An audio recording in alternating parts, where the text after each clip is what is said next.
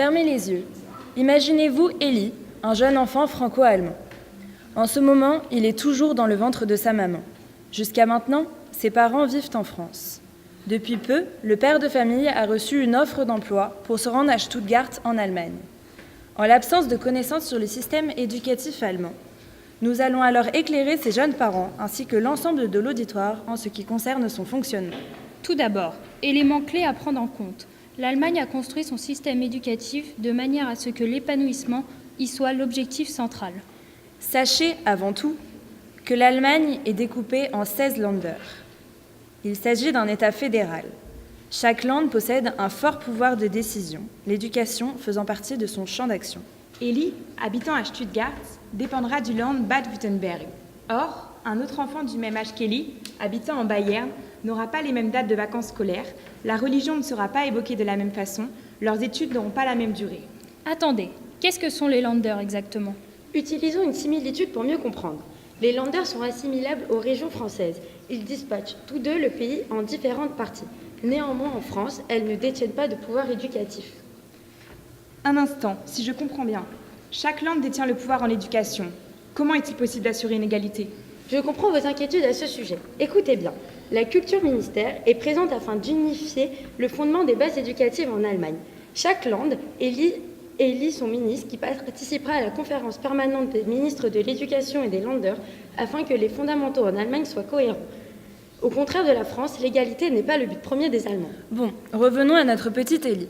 À l'âge de 3 ans, ses parents auront la possibilité de l'inscrire dans une kindergarten.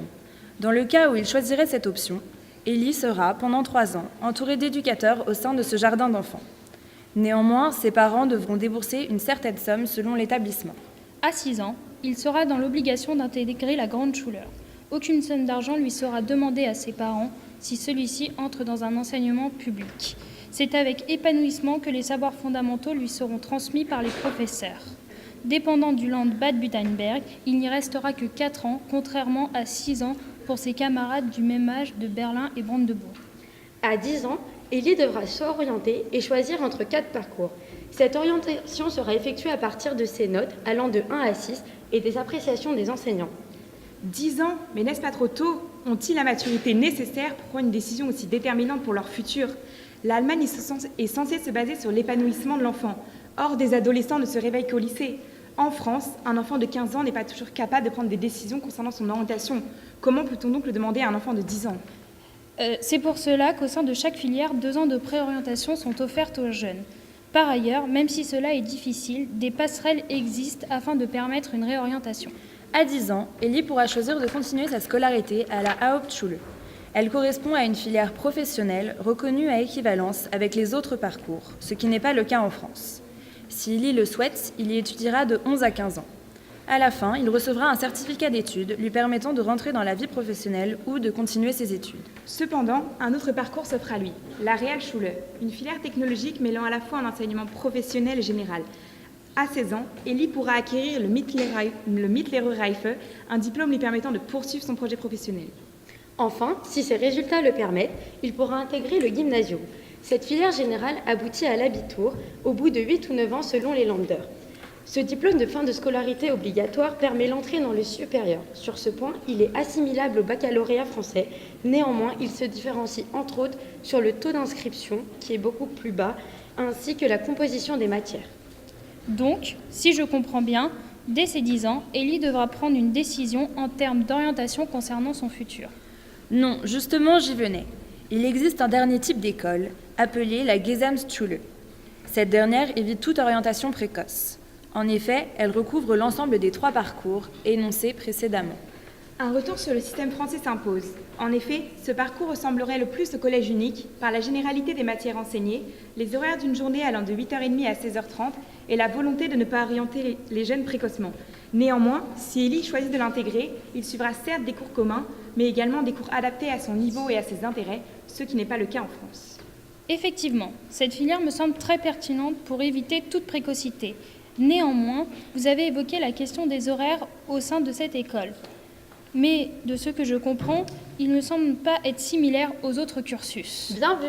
En Allemagne, dès la kindergarten, les enfants n'ont classe que de 8h à 13h, les après-midi étant consacrés au respect de leur épanouissement au travers d'activités sportives, de détente et extrascolaires.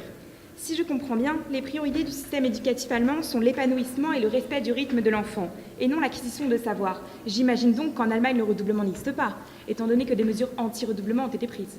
Détrompez-vous, d'après une étude PISA datant de 2015, le pourcentage de jeunes ayant redoublé en France est de 22%, tandis qu'en Allemagne, il s'élève à 17%.